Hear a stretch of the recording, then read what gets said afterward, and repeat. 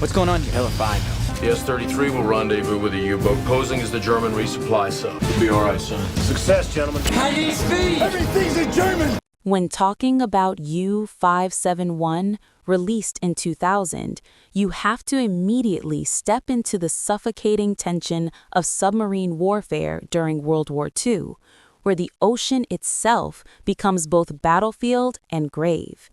Directed by Jonathan Mostow, the film plunges viewers into a high-stakes naval mission centered on deception, survival, and the desperate race to break enemy codes.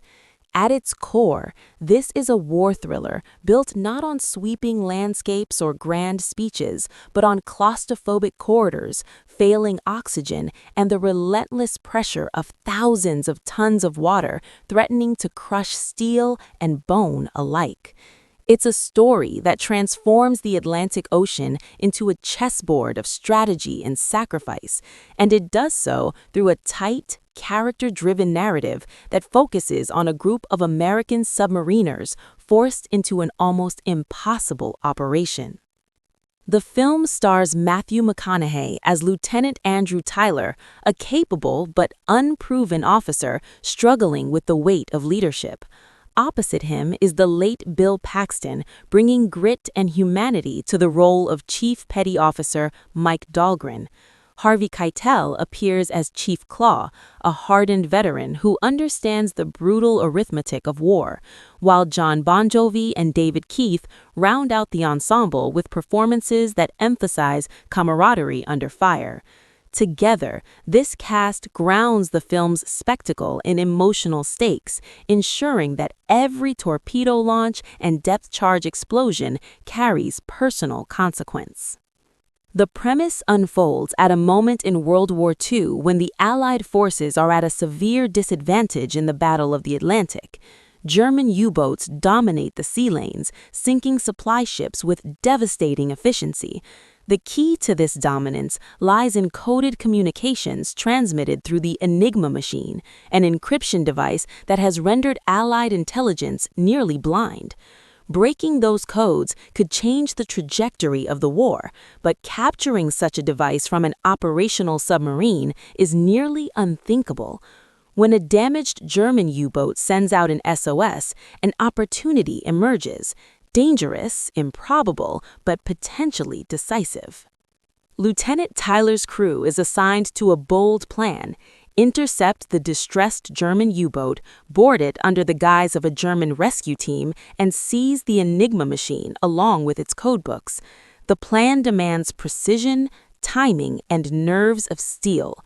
The Americans must disguise themselves convincingly enough to approach the submarine without raising suspicion, but from the beginning, the mission is shadowed by uncertainty. Matthew, who has long awaited a command of his own, is still grappling with self-doubt after being passed over for promotion. His superiors question his readiness, and the mission becomes not just a strategic operation, but a crucible for his leadership. As the American submarine approaches its target, the tension is palpable. The Atlantic is calm on the surface, but beneath it lurks both enemy steel and unseen hazards. When the boarding party reaches the crippled U-boat, events spiral faster than anyone anticipated.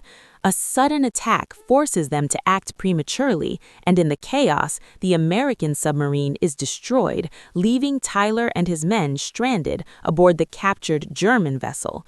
In an instant, the mission shifts from calculated infiltration to desperate survival.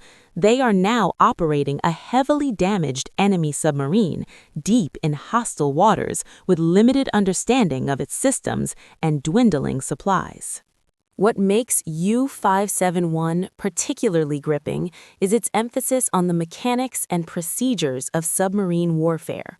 The film meticulously portrays the cramped control rooms, the sonar pings echoing through metal holes, the frantic shouts of "dive, dive," as depth charges begin to fall. Each sequence underscores the fragility of life underwater. A single miscalculation could flood compartments, ignite torpedoes, or doom everyone aboard. The ocean is portrayed not as a scenic backdrop, but as a relentless antagonist, indifferent and merciless. Tyler's evolution as a leader unfolds under relentless pressure. When casualties mount and options narrow, he is forced to make split-second decisions that cost lives. The film does not romanticize these choices. Instead, it highlights the psychological toll of command. Tyler's earlier hesitation gives way to grim resolve, shaped by necessity rather than ambition. Chief Chloe's mentorship becomes critical as the seasoned sailor reminds him that in war, leadership is not about certainty, but about action. This dynamic between experience and potential anchors the narrative emotionally. The pursuit sequences elevate the film into pure suspense territory. German destroyers drop depth charges with terrifying precision, each explosion rattling the hull and sending debris raining from overhead pipes. Lights flicker, gauges spin wildly, and crew members scramble to seal leaks before the sea claims them. The sound design amplifies every metallic groan and sonar ping, turning the theater into an echo chamber of dread. It's in these moments that U-571 distinguishes itself as a visceral cinematic experience, capturing the terror of underwater combat in a way that feels immediate and immersive. Yet beyond the action, the film is also about brotherhood forged in crisis. The confined environment of a submarine strips away pretense. There is no room for ego when survival depends on collective precision. Each crew member, from the engine room to the torpedo bay, plays a critical role. When one falters, all are endangered. This interconnectedness reinforces the stakes of every decision. Sacrifice is not abstract, it is personal and immediate. The pursuit to secure the Enigma machine remains the narrative's central objective, but it becomes symbolic of something larger, the hope of turning the tide of war. The codebooks represent knowledge, and knowledge represents power. In that sense, the film underscores the intelligence war running parallel to the battles at sea. Information is as lethal as torpedoes. The idea that a single captured device could save countless lives adds gravity to the crew's ordeal. As the damaged U-boat attempts to evade enemy forces, mechanical failures compound the danger. Engines stall, ballast systems malfunction, and torpedoes misfire.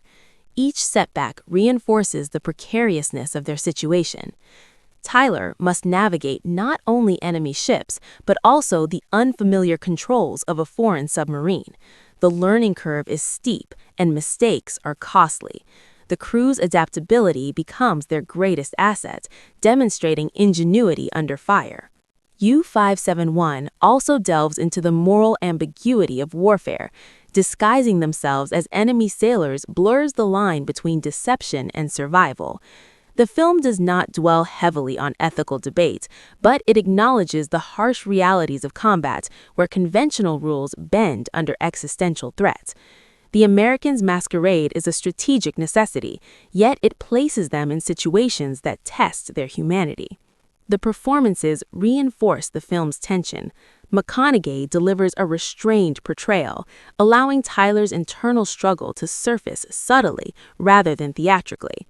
Paxton injects warmth and authenticity, embodying the seasoned, non-commissioned officer who keeps morale intact. Keitel's presence adds gravitas, his character serving as both mentor and moral anchor. Even the supporting cast, including Jon Bon Jovi and David Keith, contribute to the ensemble's cohesion, ensuring that the submarine feels populated by real individuals rather than archetypes. Visually, the film employs tight framing and low lighting to enhance claustrophobia. The camera lingers in narrow passageways, emphasizing the lack of escape. Exterior shots of the ocean contrast this confinement with vast emptiness, underscoring how small and vulnerable a submarine truly is. The juxtaposition between the infinite sea and the cramped vessel heightens the sense of isolation. The climax intensifies as the crew faces a final confrontation that tests every lesson learned. Torpedoes are launched in desperate defense, depth charges detonate in waves, and the hull creaks ominously under pressure. In these sequences, U-571 achieves a balance between spectacle and character, ensuring that the outcome matters not just strategically, but emotionally. Survival is never guaranteed, and the film maintains suspense until the final moments. By the time the ordeal concludes, Tyler is no longer the uncertain officer introduced at the beginning. He has been forged by crisis into a commander defined by responsibility rather than aspiration. The crew's sacrifices underscore the cost of victory, reminding viewers that even successful missions leave scars.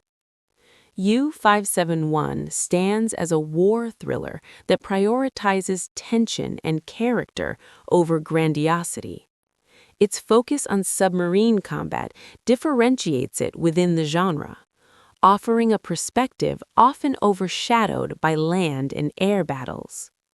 The film's depiction of the Battle of the Atlantic captures a critical but less frequently dramatized theater of World War II, emphasizing how technological advantage and intelligence breakthroughs could reshape global conflict.